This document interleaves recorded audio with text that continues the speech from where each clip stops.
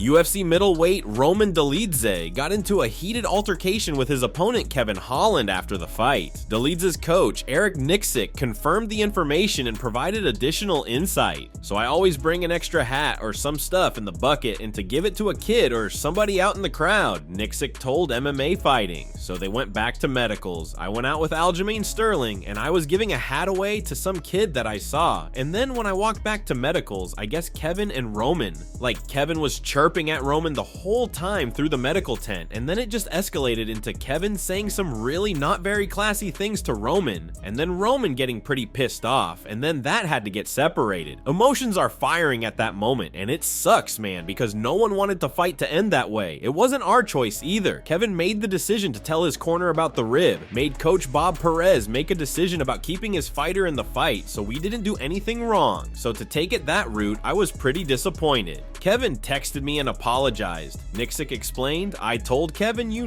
I wish it didn't go to that extent. I know that emotions are high in that moment, but shit, man, it's a fight, and I wish it didn't have to turn into saying things that he said." At the moment, Nixick and Holland are in a better spot, but the situation between Kevin and Roman will need to take a bit more time, it appears. "I wouldn't say they're cool, but hopefully cooler heads will prevail at the end of this, and we can move on," Nixick said.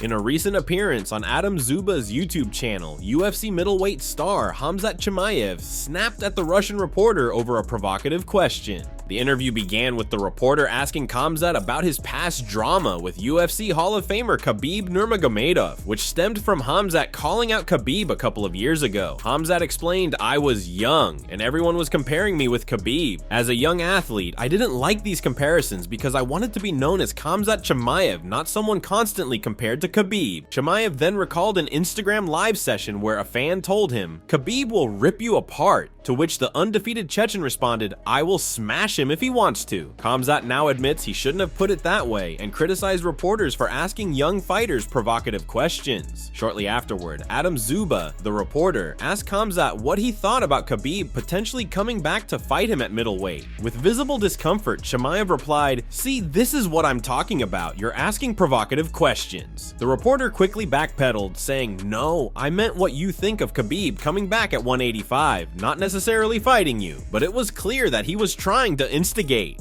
Khamzat said, "This fight with Khabib would never happen. We are in different weight classes, different sizes, and this fight would just never make sense. That's why I don't like these questions." What do you think of this dream fight that we never got? Do you think Khabib would run through Khamzat just like he did everybody else, or would Chimaev's size and strength be too much for Khabib? Leave your comments below.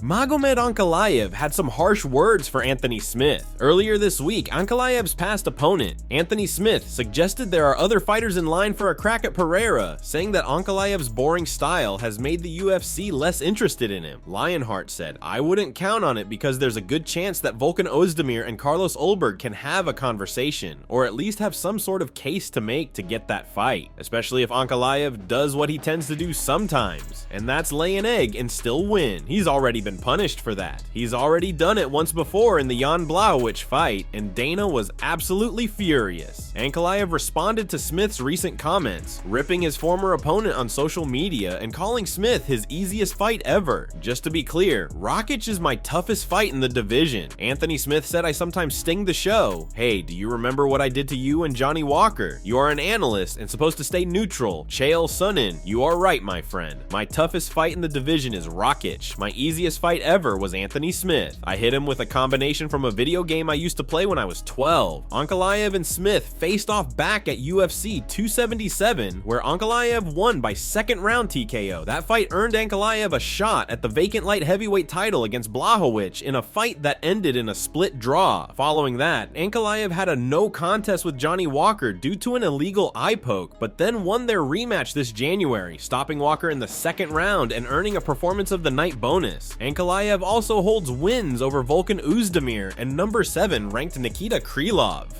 Cory Sandhagen continues his push for a fight against the former champion Sugar Sean O'Malley, and even said he'd be willing to wait until June, O'Malley's targeted return. Speaking on Michael Bisping's YouTube channel, Cory said, "You read all the comments, and you talked to fans, and you talked to people, and that's the fight everyone wants to see happen. I'm actually kind of surprised the UFC hasn't come to me or Sean, hasn't said anything about that fight yet or anything. Or the UFC asked, hey, are you willing to wait till June? Because I would entertain that big time. I think a big piece I've been able to appreciate lately is I really want to give fans what they're paying to see. And if it means waiting to give fans a fight they're most excited for, I would definitely big time entertain that. I would rather not have it all the way in June, but there's no better fight you can make. Me and O'Malley is a banger of a fight. Cory said he was offered a fight against Deiveson Figueiredo for late 2024, but Figueiredo turned it down. And now the UFC will look to book Figueiredo against Petr Yan. Not wanting to fight two down the UFC bantamweight rankings, Cory sees O'Malley as the only viable option, as he's coming off a championship loss to Merab Dvalishvili in the main event of UFC 306 last month. I feel like O'Malley is the only fight. Cory said, maybe the winner of Yan and Figgy if O'Malley is going to be weird and still not bring me up or mention that fight or anything like that. So yeah, that's what I'm looking at.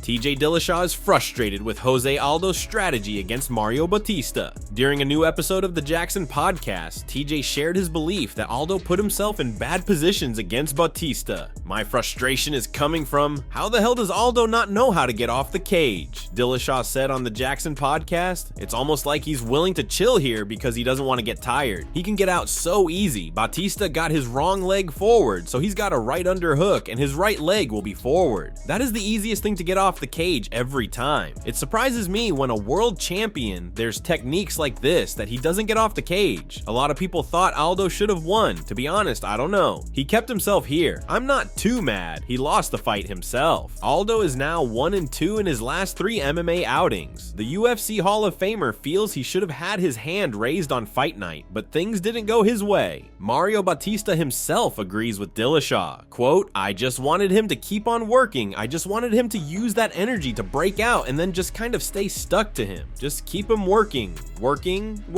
But I didn't really think he was going to stay on the wall. I thought that he was going to get out.